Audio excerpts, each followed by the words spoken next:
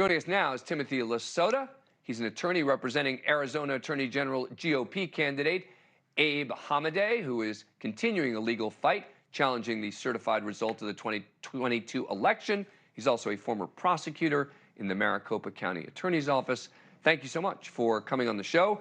Appreciate it. So look, whether I think you have a good argument or a weak argument, is it fair to say you are using the courts to challenge the results?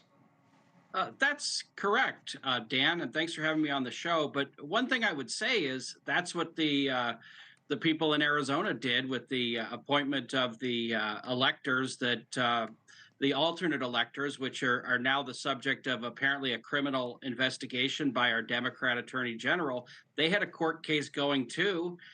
So I wouldn't say that just having a court case is necessarily a protection. But they lost the court case, right? And part of they had, but they hadn't at the time. Part of the problem is that what they did is they didn't say we're here just in case. They said we are the duly elected electors of the state. And that's a problem, right? That's filing something that isn't true.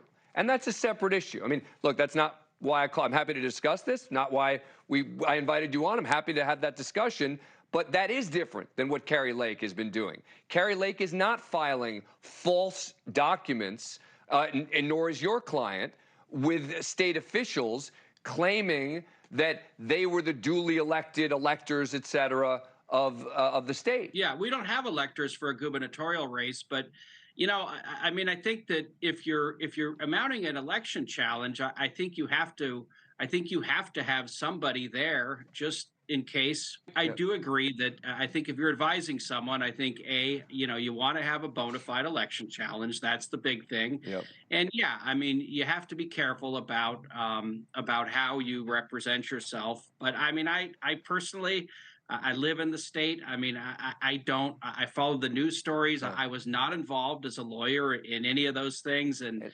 I find that legal theory that they were trying to usurp some lawful role of the real electors who did cast their vote for Joe Biden, as they should have. I mean, I think it's a little bit of a stretch. Well, it may be. And look, and I'm all for presenting that defense in court, right? I mean, the electors in Arizona haven't been charged, and Donald Trump will have his opportunity to present his defense. I'm not suggesting this is an easy case, et cetera, but what I appreciate about what you're doing and other people like you is you use the legal system. You respect the legal system. We all need to respect the legal system. That's my point, is you and I can sit here and disagree on, the legal arguments, but in the end, both of us are going to say, we'll respect what the courts decide. That's it. In America, the courts have the last word. They just do. And as an attorney, they have the last word. If you've gone as far as you can go and you're not successful, that's And by the way, I am concerned that folks on the left and the right don't always feel that way. That there are people who are simply saying at times, oh, let's either throw out the courts, let's ignore the rulings, et cetera. That scares the heck out of me. Timothy Sota, thank you so much for coming on the program. Appreciate it. Thank you, Dan. Thank you for watching. Go to newsnationnow.com to find News Nation on your cable provider. And don't forget to click the red subscribe button below to get more of News Nation's fact-driven, unbiased coverage.